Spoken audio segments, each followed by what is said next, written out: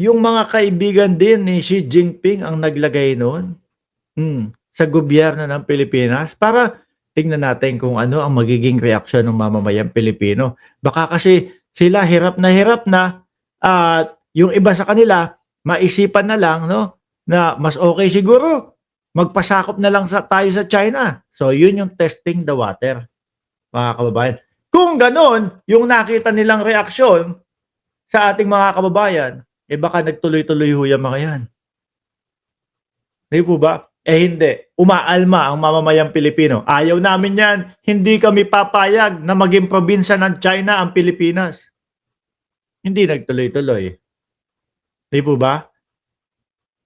Baka testing the water. Yung mga patarpulin-tarpulin nilang pagkalaki-laki, pagkahaba-haba na kulay pula. Sinusubok tayo. Ano ang magiging reaksyon ng mamamayang Pilipino na maging probinsya ng China ang Pilipinas? Negatibo po. Sorry, hindi natuloy. Diba? Kaya po tayo, bukas, botohan na, eleksyon na. Pumili po tayo, mga kababayan, nung mga kandidato na para sa Pilipino, na para sa Pilipinas po talaga, mga bossing. Okay. So ngayon, nako, eto na.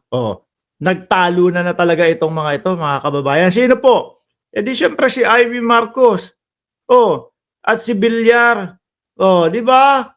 PDP laban formally welcomes Amy Marcos and Camille Villar as guest candidates for the 2025 national and local election, mga kababayan.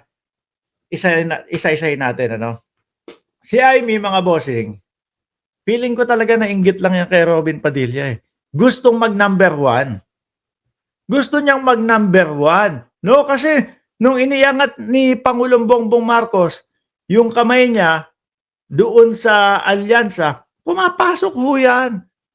Pumapasok po sa survey yan. Kaya nga sabi nung ibang mga loyalista, galit na ako kay Amy eh. Kaya lang, nakita ko na sinusuportahan pa din ni Pangulong Bongbong Marcos si Amy. O sige, pikit mata, iboboto ko yan.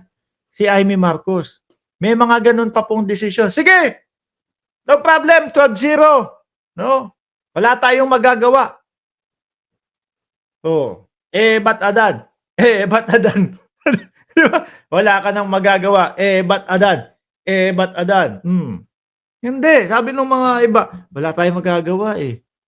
Sinusuportahan pa din ni Pangulong Bongbong Marcos. Sige, iboto na natin. Kaso, siguro nakita si Robin Padilla, number 1. Aba, hindi po pwede to. Kailangan makuha ko din ang boto ng DDS. Uutuin ko sila sa pamamagitan ng paghihiring. Sabi ni Anilet, ek mo.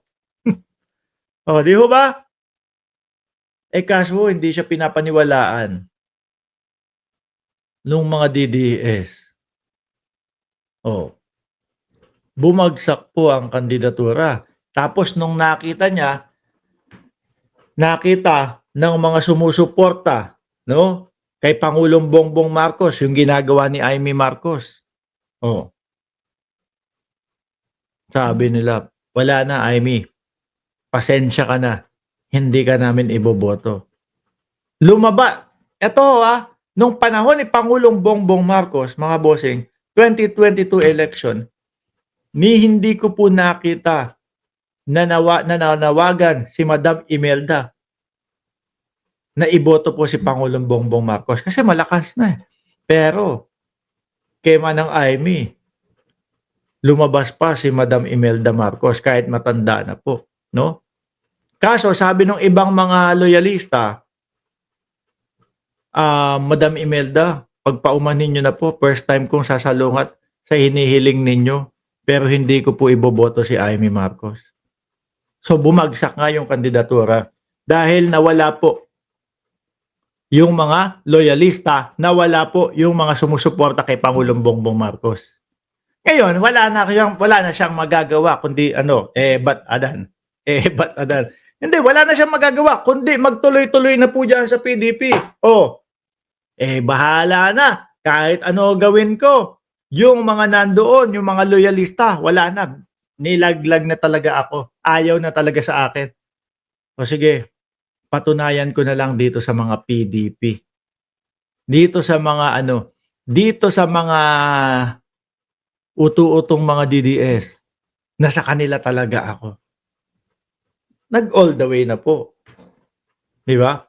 Eh wala, hindi pa din niya makuha yung tiwala nila ano eh, nila Panelo eh. Kinasuhan sila General Torre at kung sino-sino pa ho. Eh hindi pa din makuha, no? Kaya po yung hanggang ngayon yung kandidatura ni Amy Marcos nandoon pa din po mga kababayan. Nasa ilalim po, no? Hindi makaalpas sa number 15. Camille Villar. Si Camille, nasa alyansa, no?